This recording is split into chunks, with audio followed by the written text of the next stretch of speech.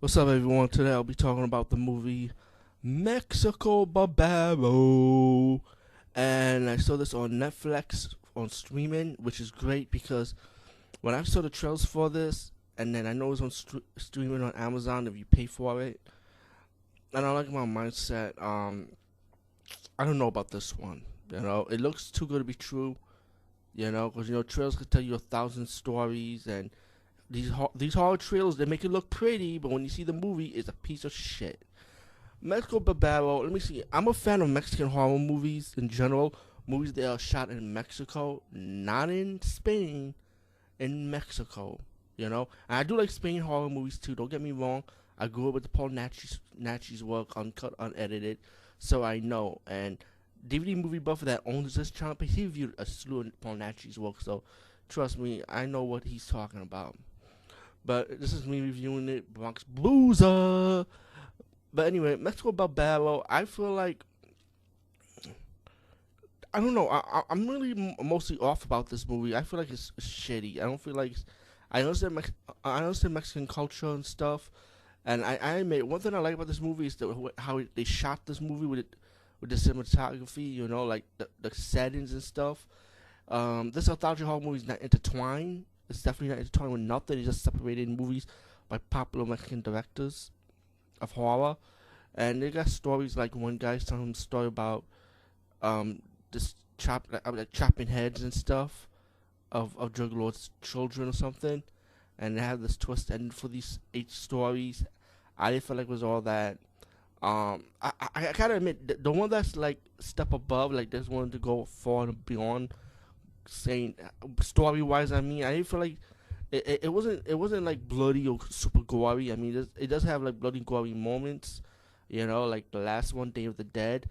It's kind of like a rip off of Dust Till Dawn, but with zombies. I would say, let's put it like that. But nah, I won't say zombies. I think they're like a bunch of strippers that want revenge. But it had a good twist to it, with the old lady telling you what is the best whore, pretty much. It's like I can't ruin that one, man. It's too good. Damn, it was enjoyable. It wasn't too good, but it was enjoyable though. But it's no Dust Till Dawn though. There was a black and white one. Most of this movie is like I would probably say is maybe 10% of acting in it. Like you could actually hear talking. Most of it is just silent. It just goes by facial expressions or whatever. Um, I think the second story was actually my favorite. Actually, was about this Mexican guy. He picked up this guy who's heavily injured, and it's not. It's mostly like a ghost story, like a ghostly tale. And it plays out well to me. Honestly, I did like that one.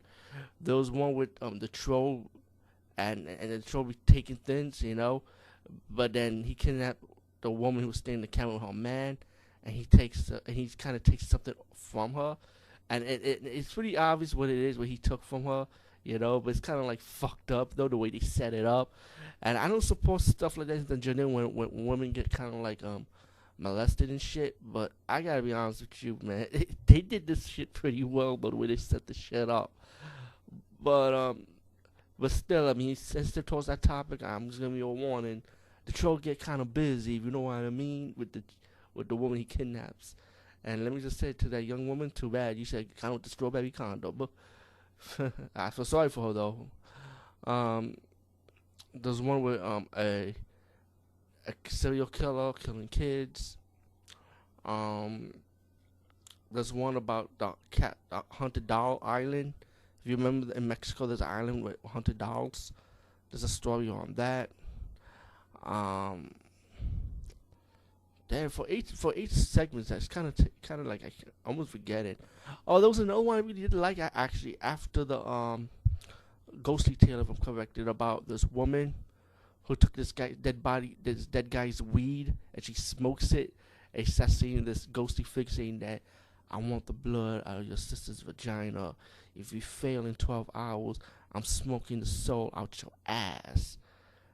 I be sucking the soul out your anus. Pretty much her ass. I kid you not, man. This is some real shit. This segment, that's the segment I like because it's like when it leads up to the end of that segment, it'd be like, yo, what the fuck? I'm like, shit, what the fuck am I looking at? What the hell? It's fucking fucked up, but you'll get it. You have to see that one like maybe 2 or 3 times to get it. Um, the zombie one was actually that not really zombies, but that the Dawn ripoff was the last segment with the strippers, the Day of the Dead makeup that you see in the front cover of the Mexico Barrio poster in the U.S. Um, what else? What else am I forgetting? You know what? That's all I can remember. But if I forget about anything, that means those segments were fucking boring. Let's put it like that. Oh, not so great. Mexico Barrier to me doesn't have replay value because once you see you already know what's gonna happen. I mean, I can tell you a lot of thoughts horror movies you could watch over and over again, but this is one of them. I don't feel like it has replay value. I feel like it has a few good segments that I did enjoy, like I mentioned. But besides it as a whole, definitely watch it for free. Luckily, if you have Netflix, hey, you pay $9.99 for a slew of more than one movie, so it's not pretty much you watching this shit for free anyway. So I say check it out Netflix. Just check it out now before Netflix takes it away. If they did, trust me, you ain't missing nothing. Anyway, as DVD movie buff would say, peace guys, see you later. And I need to get drunk myself. I am the fucking Bronx Boozer.